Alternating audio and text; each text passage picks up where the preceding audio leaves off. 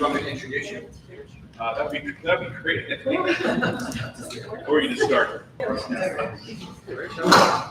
to the board.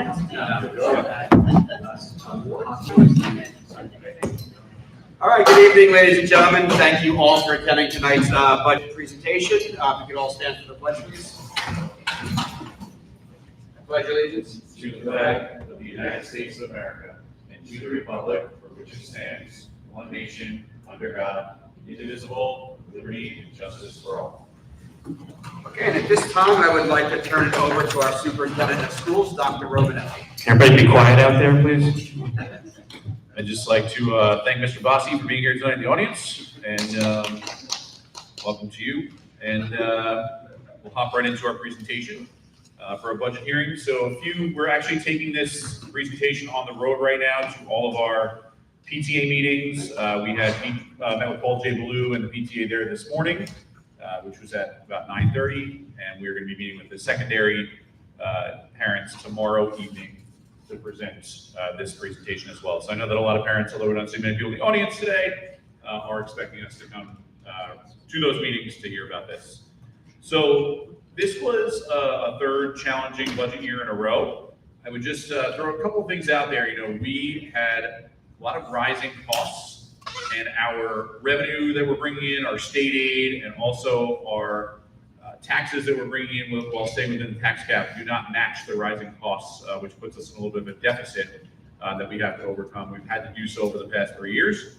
We've done a lot of preemptive moves, like moving pre-K out of district and into South Shore Children's Center, which we are excited for the final budget, hoping that all of our students will be able to attend pre-K at South Shore this upcoming year, and everyone that put in no lottery system. We also offered a retirement incentive to our teachers. We had about 21 teachers take that retirement incentive, and we are seeing a number of those positions being absorbed to help with the budget challenges as well. I'll just hop right into the class size report here. Kindergarten, our class size range that we look for is 18 to 22. You can see that we're well within that range and even below in some cases. For grades 1 through 3, we have a suggested grade range of enrollment range of 20 to 24. We are also within that and below in some cases. And in grades 4 through 6, we have a grade band range suggested of 24 to 27. We don't usually like to get that high in terms of enrollments in grades 4 through 6. However, we do have a couple of high class sizes that we are monitoring. We have added sections over the summer for these classes in the past when we've taken a look at enrollment and see if it goes up or down. So that is something that we will be monitoring. And when we look at what's in the budget, I'll go through some big ticket items here before I pass over to Ms. Pilati, who will get into some of the specific numbers for you. We are adding a psychologist CPSE chairperson. We had a CPSE chairperson for a number of years that was a speech teacher in the district. She'll actually be going back to the classroom due to increased speech needs, and we'll bring someone new on the team there. Foundations, we currently have in grades K through 3, and we'll be expanding up to grades 4 and 5 as well. This will be a more advanced version of Foundations where students can really get in depth. They're working on word study, they're working on morphology, they're getting really into some complex concepts to further enhance our literacy program and bring that K through 5. In addition, Story Champ interventions. This is also for grades K through 5. This is another intervention for the toolkit of our reading instructors that they'll be able to use with students who really need that tailored approach and assistance with their reading support. Something I'm very proud of. We have not looked to say, we have 1 or 2 reading interventions for students that are struggling. We are really tailoring our reading supports to individual learners, whether it's comprehension, someone struggling with decoding, many fluency, many different things. We have an intervention for every student. We have a few new courses, new CTE course, IB Design Technology 2. We ran IB Design Technology 1 this year for the first time. It was very successful, and we're happy to include that in our IB diploma program catalog. We have Culinary Arts 2. As you know, we have expanded our Culinary Arts space, our equipment on our program here, and we'll be adding a course of Culinary Arts 2 due to interest of students wanting to move forward with that. Financial literacy coursework. This is a new graduation requirement for New York State that students are exposed to financial literacy in their courses. This is really more of a curriculum writing project when we're talking about budget. We do have courses already in math and business that cover financial literacy, but we're looking to embed that so that all students are receiving that education there. We do have boys JV golf added. We had a number of students an overwhelming amount of students are interested in golf at the secondary level, so we're excited about that. We have a combined middle school girls flag football club at Beach and Udall. Those clubs will be combined there. Again, flag football is a rapidly growing sport, and we're excited to be heading that down at the middle school for both of our buildings. And we also have continued professional development for our teachers aligned to district goals. So with that being said, I'm going to pass it over to Ms. Pilati, and we'll talk about what's on the ballot and the specifics of the budgets. Good evening, everyone.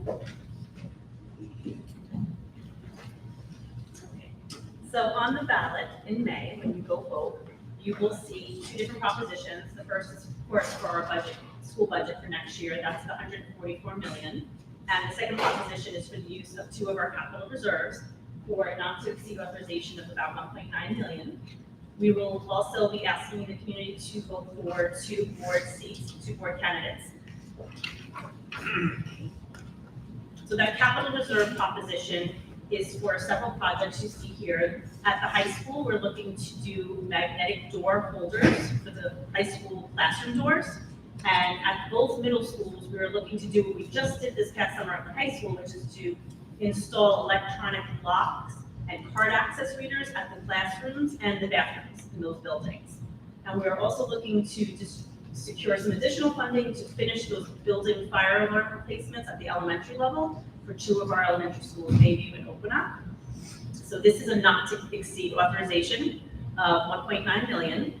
And when we finish all the projects out, if we have any remaining funds, that just gets returned to the original capital reserve fund that it came from.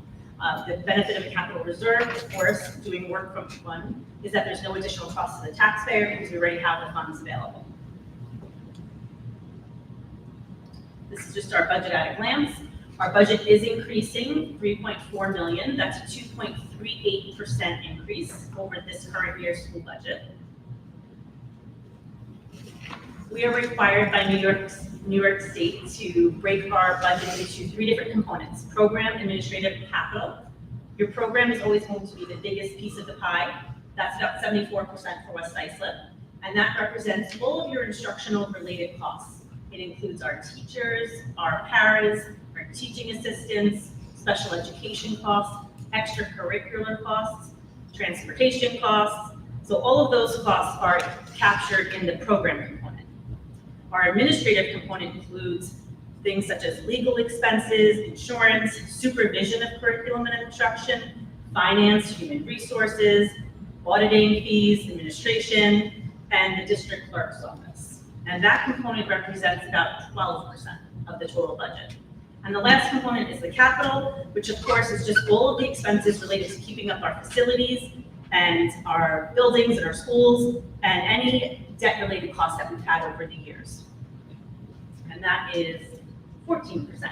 So that is how we break out our three-part budget for the $144.8 million for next year.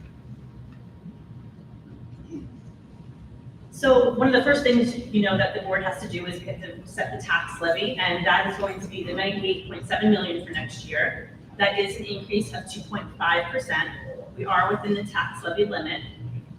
As Dr. Romanelli did point out, we are facing, of course, again this year, the biggest challenge has been inflation with all of our rising costs.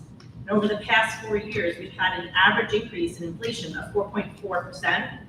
And yet our tax levy has only increased an average of 2.2%. So that's about half. So it really just highlights the gap between rising costs and our limited growth opportunities in revenue. When we set the tax levy, we always like to tell the public how the average homeowner in West Islip will be impacted. And again, the average homeowner in West Islip has an assessed home of $45,000. That's not $45,000. It's the assessed value is a percentage of your fair market value. And here in West Islip, that our percentage is 7.1%. So the average home in West Islip will see an increase in their taxes next year of $246.15. That's about $20.51 a month. So not too This is just our budget formula, which is all the different components of our budget. We have our restricted tax levy, as we mentioned, that's an increase of 2.5%.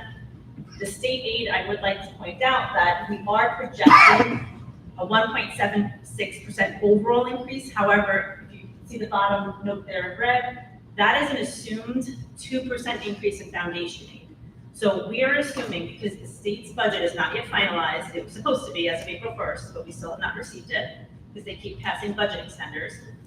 We are making the assumption, based on information we have heard and received, that we will, instead of having a 1% increase in foundation aid, we're hoping that we're going to get a 2% increase.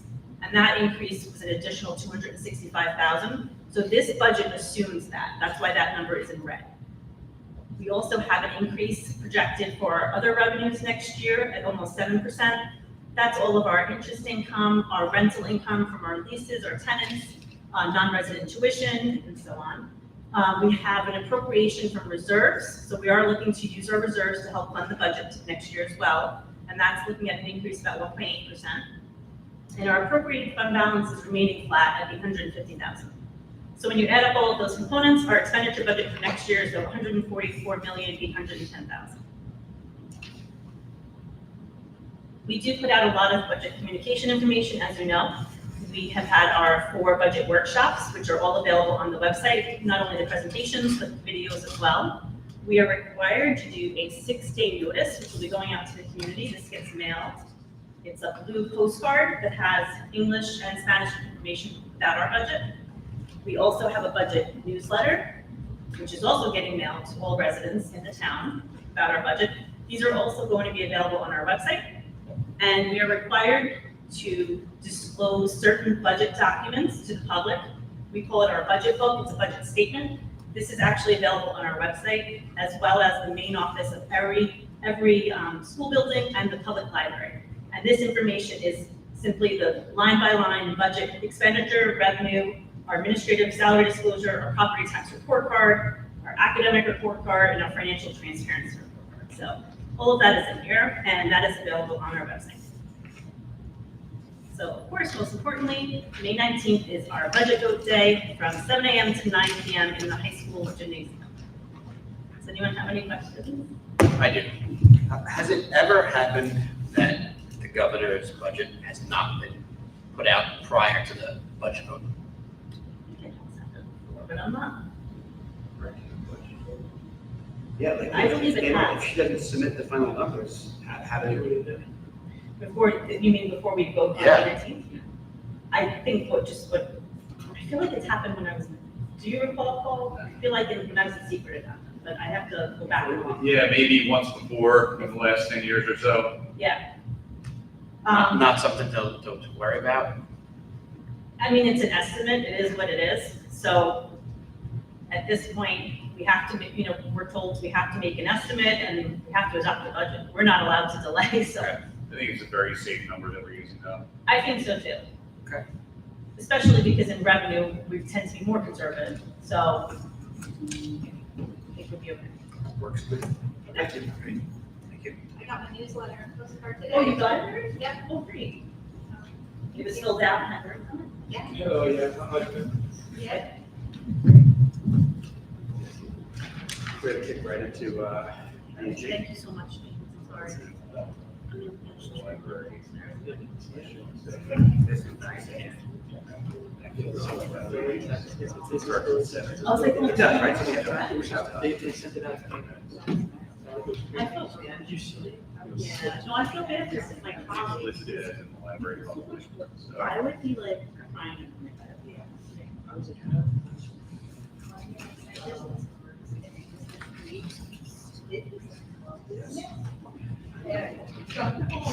Feel like you should do this. I know exactly how it happened.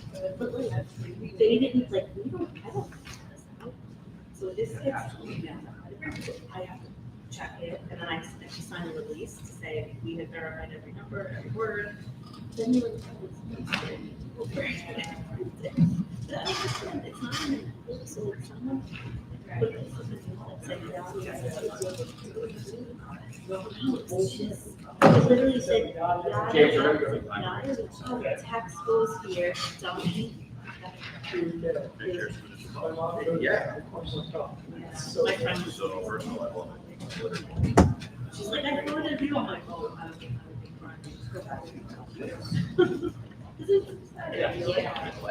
I know. Well, they didn't, they put on the, I'm surprised they didn't think they actually just put it on their website. With a letter saying it's their